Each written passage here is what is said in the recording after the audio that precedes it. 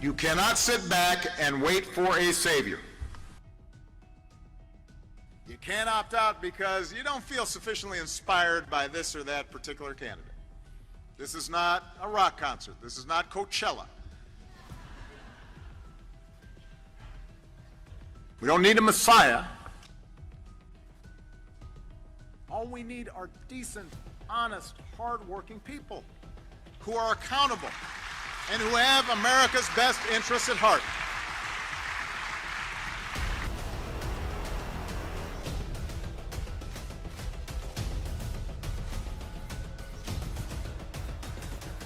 So, if we throw out the soteriology, we throw out the doctrine of salvation, we say we don't, there's many ways to do this, and they might not all lead to the same place, but they all lead to manifesting a better physical world. And we start to look at the mechanics behind some of these practices, behind Christian prayer, behind Buddhist meditation, behind magic, behind yoga, behind any of these sort of things, witchcraft, XY, whatever. And we understand that these mechanics allow a transmutation of the self so we can manifest bigger, fuller, better lives. Then we come to the realization that we are all on the same team. All of us, every single one. But it requires that we throw out something called the soteriology, the doctrine of salvation.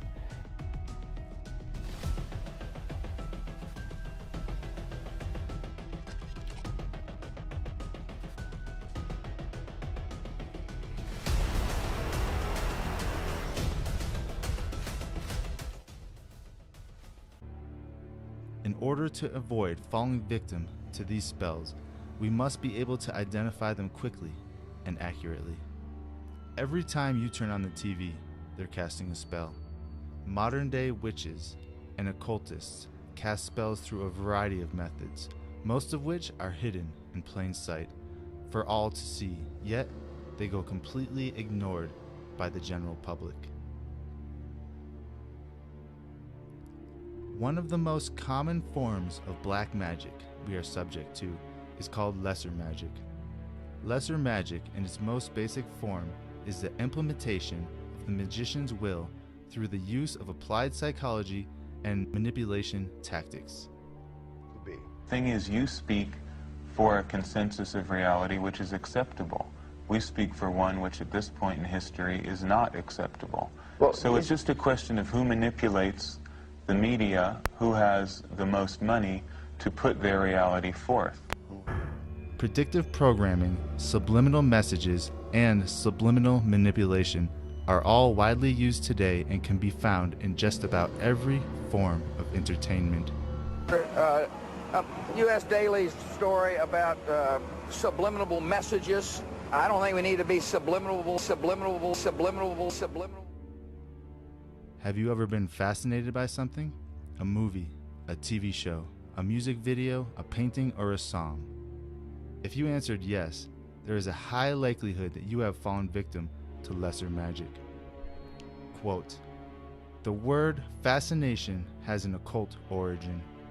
Fascination was the term applied to the evil eye.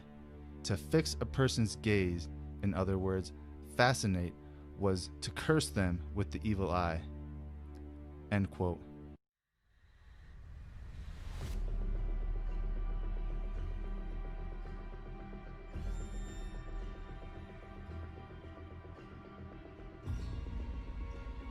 This is a classic case of programming the youth.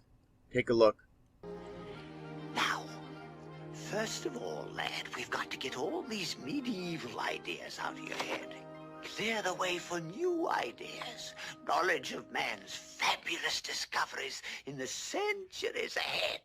Now that'll be a great advantage, boy. Advantage indeed. If the boy goes about saying the world is round, they'll take him for a lunatic. The world is round? Yes, yes, that's right. And it also goes around. You mean it'll be round someday? No, it's round now. Man will discover this in centuries to come. And he will also find that the world is merely a tiny speck in the universe. universe? You're only confusing the boy. Before you're through, he'll be so mixed up, he'll be wearing his shoes on his head. Man has always learned from the past. After all, you can't learn history in reverse. It's confusing enough, for heaven's sakes. All right. Have it your way, Archimedes. You're in charge. So many flat earth references when it comes to movies. This one going back in time all the way to 1963 with the Disney movie The Sword in the Stone.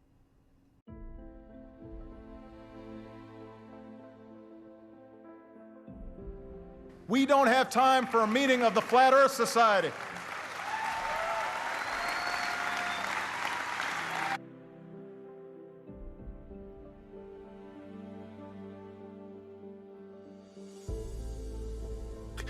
Det jeg ikke har tid til, er å diskutere hvorvidt jorda er flat eller ikke.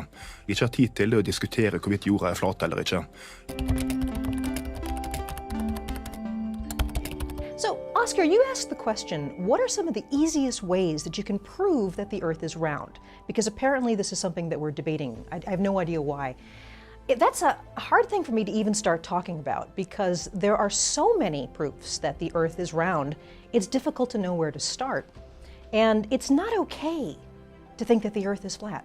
This is not a viable argument. I have friends who have been on the International Space Station. They have orbited the Earth once every 90 minutes.